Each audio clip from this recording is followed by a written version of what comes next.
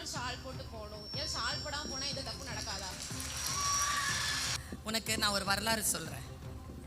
நீங்கள் என்ன பெருமை, நீங்கள் என்ன ஒன்றும் செய்யலையே பெருமை, அதெல்லாம் ஷால்லாம் போத்தலையே, எப்போ போடுவீங்க? ஒழுங்காக ட்ரெஸ் பண்ணியிருக்கேனா? நீ சொல்லு. இப்போ சாயந்தரம் என்னை வந்து சிறப்பு செய்யணுன்ட்டு இருக்கிறாங்க. நான் என்ன கேட்குறேன், நல்லா தானே ட்ரெஸ் பண்ணிட்டு வந்திருக்கேன், எதுக்கு மேலே ஷால் போடுறீங்க? எதுக்கு? இருங்க நந்தினி, நீ சொல்லு, எதுக்கு போடுறாங்க? ஒரு மரியாதை. அவ்வளோதான், போ நான் கேட்ட போ. கேள்வி உடம்ப துணியால மறைச்சி இருக்கிறது என்பது மரியாதை. ஏன் நீ இந்த கேள்வியை கேட்கற தெரியுமா? பெண்களுக்கு இந்த சமூகத்தில் ஆடை மறுக்கப்பட்டது தெரியுமா உனக்கு? இந்த பிளவுஸ் இருக்குல்ல, பிளவுஸ், அதுக்குள்ள இருக்கிற உள்ளாடை இருக்குல்ல, அதை நான் போட்டுக்க முடியாது. இந்த நாட்டில் பிறந்திருந்தா 60 வருஷத்துக்கு முன்னால நீ பிறந்திருந்தா உனக்கும் எனக்கும் இந்த நாட்டில பிளவுஸ் போட முடியாது. அதுக்கு நீ ஒரு வரலாறு தெரிஞ்சுக்கோ.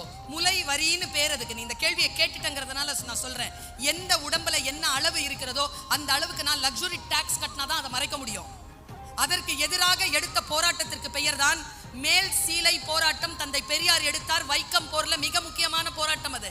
பெண்கள் ஆடை அணிந்து உடலை மறைத்துக் கொள்ளலாம்னு. உன் உடலை மறைத்திருப்பது என்பதுதான் உனக்கான சுதந்திரம். நந்தினி கிட்ட ஒரு கேள்வி கேட்கிறேன்.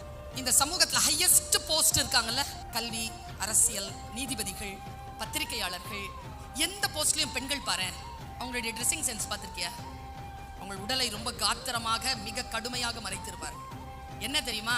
ஒரு பெண்ணினுடைய உடல் என்பது சாதாரணமானதல்ல. ஆண்களையும் பெண்களையும் சேர்த்து நீ குழப்பிக் கொள்ளாதே. உன்னுடைய உடல் இருக்குல்ல, இந்த இயற்கை கொடுத்த அதி அற்புதமான வரம். முதலில் நீ அதை மரியாதை செலுத்தினால் அதை உன் கட்டுப்பாட்டில் வச்சிருப்ப. அது யாருடே உனக்கு காட்டுறதுக்காக இல்லடா என் உடம்பு என்று நீ எப்பொழுது நினைக்கிறாயோ அப்பொழுதுதான் நீ சுதந்திரம் பெற்றவளாக இருக்கிறாய்.